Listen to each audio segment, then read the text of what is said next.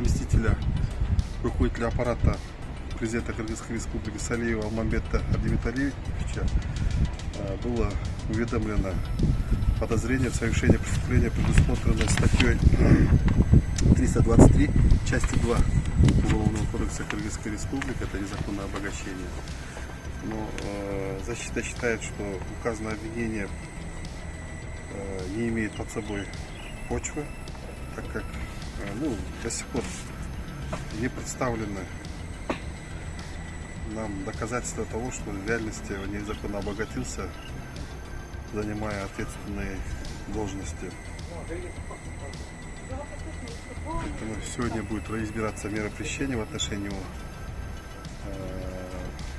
Генеральная прокуратура ходатайствует перед Первомайским районным судом избрать в отношении него меру пресечения в виде содержания под стражей сроком на 2 месяца, то есть до 16 августа 2021 года.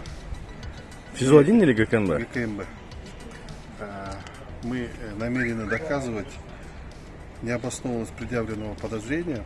Мы считаем, что подозрение предъявлено преждевременно, необоснованно, без достаточных допустимых доказательств. А вот со строительной компанией его связывают каким-то, то, что он руководил судьями. Это все голословно. Это все голословно. Нет ни одного судьи или сотрудника правоохранительного органа, который бы давал на него показания, насколько я знаю. Поэтому мы считаем, что это голословное обвинение. А строительные компании какие связывают?